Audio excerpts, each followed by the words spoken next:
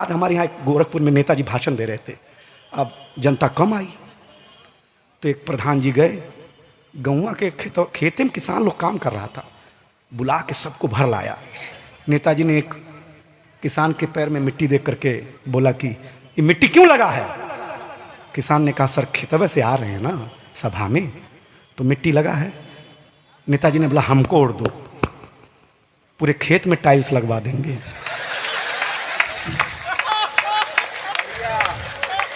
क्या बात है, क्या बात। मजाक नहीं कर रहे हैं। हाँ सर कैसे कैसे लोग मिले हैं हमको। टाइल्स लगवा देंगे, टाइल्स लगवा देंगे भैया। ये तो कुछ नहीं सर। एक नेताजी ने एक गांव के आदमी को बुलाया, बोले इधर आओ बे, तुमने गांव में किस चीज का कमी। अरे बोले साहब कोई भी मरता है दूसरी जगह ले जाना पड़ता है, शमशान हमारे गांव में नहीं है। अरे हमको जिताओ, घर घर शमशान न बना दिया।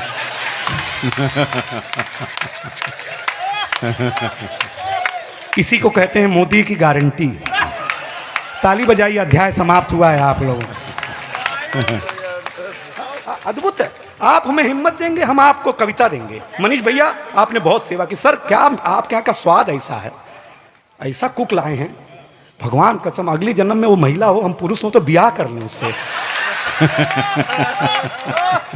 इतना स्वादिष्ट बनाता है भाई साहब, मैं मजाक नहीं कर रहा हूँ भैया, इतना बढ़िया बनाता है, कमाल का बनाता है। लेकिन एक अब इस उम्र में कुक की जरूरत ही नहीं है सर, आप सभापति बन गए हैं। गलत। लेकिन आनंद लीजिएगा, मस्ती लीजिएगा भैया। जो भाषा अब शेर सुना रहा हूँ, हाँ गालिब से बड़ा शेर। हाँ हाँ गालिब से बड़ा शेर हम ही सुना सकते, गोरखपुर वाले हैं। जो बुलडोजर से राजनीति लिख सकते हैं वो गालिब से बड़ा शेर नहीं सुना सकते हैं। वाह वाह वाह वाह वाह। जो शंकर भैया सुनिएगा जी, जो भाषण को, जो चुप्पी को भाषण में बदल दे उसे दारू कहते हैं। जो चुप्पी को भाषण में बदल दे उसे दारू कहते हैं। और जो भाषण को चुप्पी में बदल दे उसे मेहरारू कहते हैं। गालिब से बड़ा हुआ कि नहीं हुआ। हाँ ऐसा शेर लिखते हैं हम, इसलिए ज्यादा पेमेंट लेते हैं। गालिब हमसे अच्छा लिखते तो हमसे ज्यादा लेते, हम समझा करिए। लेकिन मैं जानता हूं कि व्यंग करने दिया करिए। हिंदुस्तान की राजनीति जिस दिन व्यंग सुनना पसंद कर दिए, माफ करिएगा, तिरंगे के तीनों रंग फीके पड़ने लग जाएंगे। ये चटक हमारे करने की वजह से है, हमारे व्यंग करने की वजह से। देवेश ठाकुर जी जब बुलाते तो हम क्यों आ जाते हैं, क्योंकि हमको लगता है कि हम जो भी कह देंगे सर सुन लेंगे, और सुनने के बाद उस पर अमल भी कर लेंगे। कोई चिट्ठी किसी राजनेता से सिग्नेचर से अगर किसी गरीब का छप्पर बन जाए तो हिंदुस्तान का छप्पर बनता है साहब, किसी घर का छप्पर नहीं बनता है, हमेशा याद रखिएगा। आपकी 25वीं सालगिरह थी, क्या खर्चा किया साहब। एक आदमी की सालगिरह थी साहब, वो मेहरारू आई, बोली वो देखो पड़ोसी है अपनी सालगिरह पे फूलों से सेज सजाता है, तो पति हमारे जैसा था। उसने बोला उसका फूलों का बिजनेस, अपना मिर्ची का। बता कल ही मनाता हूं सालगिरह। अध्याय समाप्त हुआ है, ताली बजानी है आप लोग। एक क्योंकि सुनील जोगी जी जैसे अगर मंच पर हों तो मुझे बाजीगरी क्या करनी। मेरे खानदान का एक ऐसा नाम शबीना आदि, माफ करे, राजनीति और टीवी चैनल ये नहीं बनाते कि रामलला का कपड़ा आज भी जो 3 नाम बनाते हैं उसमें एक नाम महबूब का है। ये राजनीति नहीं बताती, ये चैनल नहीं बताते। 3 नाम है जो वर्षों से रामलला का कहीं ना कहीं कपड़ा बना रहे हैं। हिंदुस्तान यही है कि राम अगर पैदा हो तो हिंदू के घर पैदा हो, और उनका पालन पोषण, उनका कपड़ा अगर कोई बनाए तो मुसलमान बना दे, तो लगता है कि हिंदुस्तान ऐसे ही पला बड़ा हो जाता है। क्या बात है, क्या बात है, वाह वाह वाह। एक कविता तुषार सुनी, मैं पहली बार मिला, बहुत अच्छा लगा, बहुत अच्छा। मंच इंतजार करता है ऐसी खुशबुओं का जिसमें इत्र खूब हो, जिसमें मित्र खूब हो। मैं हंसाना तो ठीक ही है। एक अंग्रेज आया, बोला सर क्या तुम्हारा हिंदुस्तान। हम तुलसी अम्मा के पास ले गए, हम करें हमारी माता हैं, तो बोला तुम्हारी अम्मा है। उसने उखाड़ करके पत्ते पत्ते अलग कर दिए, बोले ये तुम्हारी माता। अब मेरे अंदर का बिहार जगा। हम उसको एक खुजली के पेड़ के पास ले गए, हमने कहा पिताजी से मिलो। उसने पिताजी को उखाड़ा, पिताजी ने ऐसा कार्यक्रम दिखाया, ऐसा कार्यक्रम दिखाया सर। उसके बाद से ही सारे अंग्रेज लाल पैदा होने लग गए, पहले काले पैदा हुआ करते थे सर। हाँ हम सही बताते हैं। हम सही बताते हैं आप लोग, आप सुनिएगा, आनंदित होइएगा, मस्ती लीजिएगा। शंकर भैया क्या बात है, बहुत क्या अच्छा बात लग रहा है, ये देखिए सर, इनको देख लीजिए आप, इनको जो प्रेम करते हैं ना सर, ये उपस्थित अनुपस्थित हैं, पता ही नहीं चलता कि प्राण अलग है कि क्या है, मतलब मामला अलग क्या है। लेकिन आपने खूब सुना, मैं एक कविता आम आदमी की सुनाना चाहता हूँ, क्योंकि आपको सुनील जोगी और शबीना जी को सुनना है। हम तो जो भी हैं जैसे भी हैं, आपने जो प्यार दिया ना हुजूर, कलाकार के जीवन में धन माने नहीं रखता, आपका मन माने रखता है हुजूर, उससे वो जिंदा रहता है, धन माने नहीं। सही बात है। शंकर कमूरी को बधाई, उनकी भाषा देखिए, वो हिंदू हैं, बोलते हैं तो मुसलमान लगते हैं, गाते हैं तो रसखान लगते हैं। क्या क्या नॉलेज रखता है यार, ये बिहार में ही संभव है नॉलेज।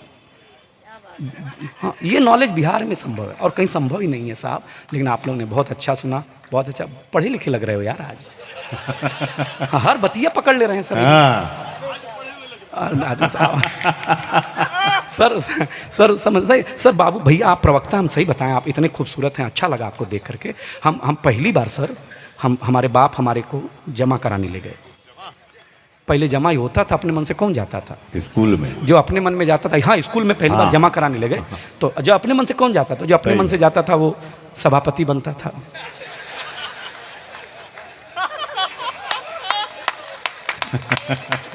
जो अपने मन से नहीं जाता था सभापति, उसको नीचे बैठ के सुनते थे। हम अपने मन से नहीं गए हुए आदमी देखे, सुन रहे हैं नहीं सुन रहे हैं, ताली बजाइए यार, ये कवि की हिम्मत है यार। सही बात है, वाह वाह। सुनते थे, ऐसे बड़े लोग सुनने लग गए तो लगता, हमारी बीवी बोलती, क्या लिख दिया है बे तू, इतना बड़ा बड़ा आदमी सुनता है तुमको। हमको रोहित शर्मा बोलता है, सर तुमको घर में बीवी नहीं सुनता है, बच्चा नहीं सुनता है, पत्नी नहीं सुनती, अम्मा नहीं सुनती है। तुमने कहा देखो, पत्नी बीवी अम्मा होशियार होते हैं।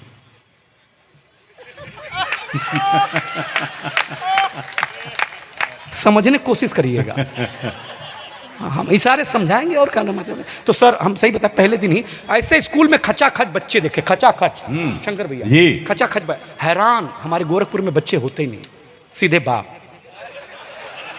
एक बड़े को खड़ा किया, बच्चे को खड़ा किया, सर मिश्रा सर सही बता रहे, बच्चे को खड़ा किया। आप बुरा नहीं मानेंगे ना, हम मजाक कर सकते हैं ना, मतलब हाँ कर सकते हैं। हमको एक दूबे जी टकरा गए, तो हमने ज्ञानवश पूछा, ठाकुर साहब आप दूबे क्यों? बोले एक हमारी माँ थी, एक हम थे, हम दोस्त हुए तो हम दूबे। तो बगल में तिवारी जी उठे,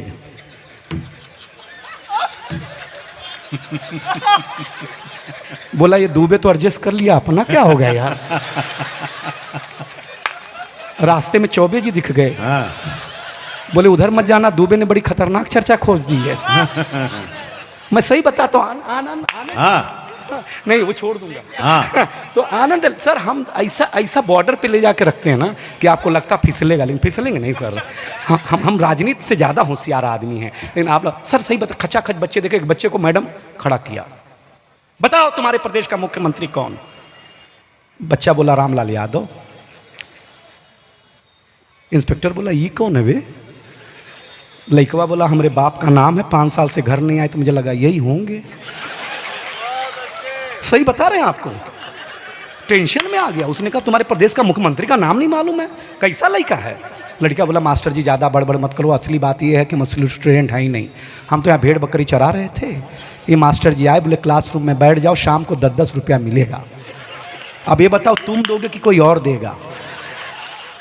उसका माथा खराब हो गया, उसने मास्टरवा को डांटना शुरू किया, क्या करते हो, बच्चे असली नहीं है। मास्टर ने कहा देखो सब असली तो हम खुदा ही नहीं है, असली हमारे चाचा जी हैं, मुकदमा लड़ने गए हैं। उन्होंने बोला जा संभाल दे, संभालने के चक्कर में हम पहली बार आए हैं सर। अब उसका माथा और गर्म, बोले बच्चे असली नहीं, मास्टर असली नहीं। तो हेडमास्टर के कैबिन में गया, किस बात की सरकार तनख्वाह देती है? बच्चे असली नहीं है, मास्टर असली नहीं है। हेडमास्टर साहब ने 10,000 की गड्डी निकाली, इंस्पेक्टर के हाथ पे रखी, बोला देखो साहब असली तो हम भी नहीं है, असली मेरा बड़ा भैया है, वो खेत में काम कर रहा है। उसने बोला कि इंस्पेक्टर आएगा, उसके हाथ में 10,000 की नोट रख देना, बिना कुछ बोले सारी फाइलों पे साइन करके निकल जाएगा। अगला व्यंग अच्छा लगे तो सीतामणि माँ सीता के आंचल से उछाल करके आशीर्वाद मुझे फेंकना। इंस्पेक्टर ने 10,000 रुपया लिया और बोला देखो ये तो मैं था कि जो 10,000 में मान गया, कहीं असली वाले साहब आते।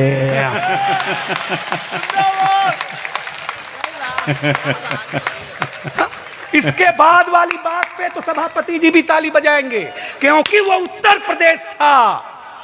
तो हेडमास्टर ने इंस्पेक्टर से कहा, इंस्पेक्टर साहब आपको समझना चाहिए, जिस स्कूल में इतनी सारी चीजें नकली हूं, वहां मैं नोट असली कैसे रख सकता हूं?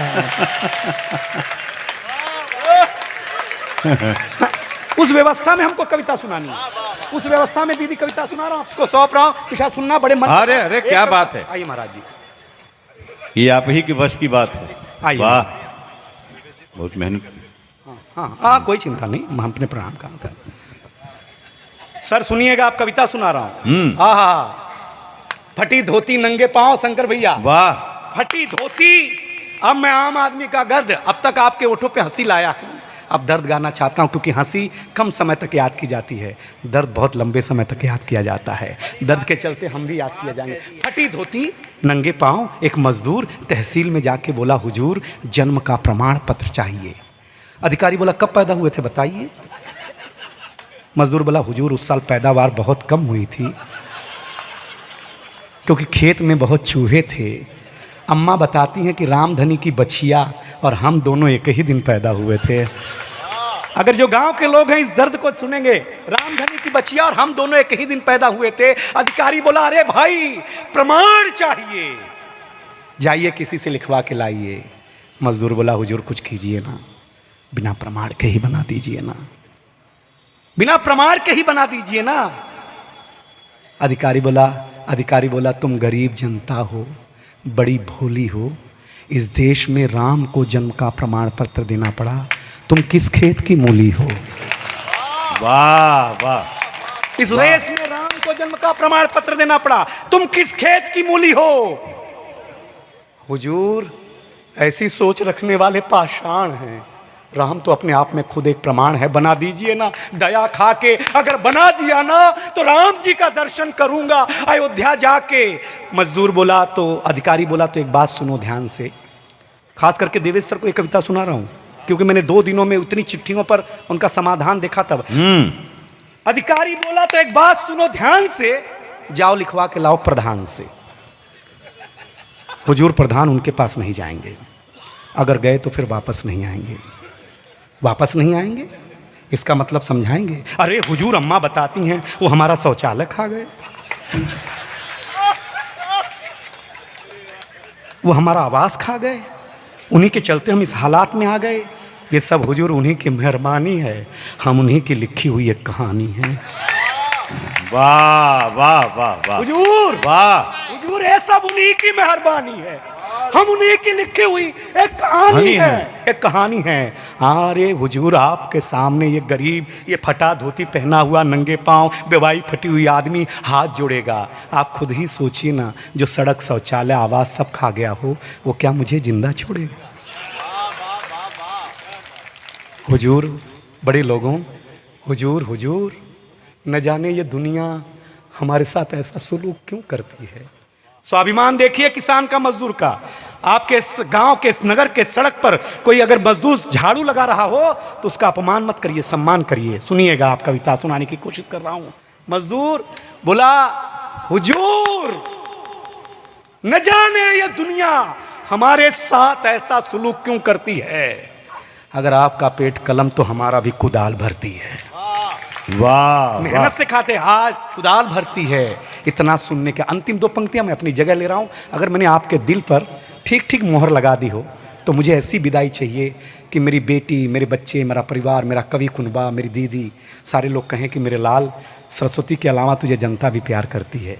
देखिएगा, मन से सुनेगा। अंतिम 2 पंक्तियों में शंकर भैया कहना चाहता हूं, इतना सुनने के बाद, देवेश सर आपके चरणों में पंक्ति, इतना सुनने के बाद उस अधिकारी की आंखों में आंसू, हाथ में कलम के रूप में एक शस्त्र था, और 2 मिनट के भीतर उस मजदूर के हाथ में जन्म का प्रमाण पत्र था। वाह।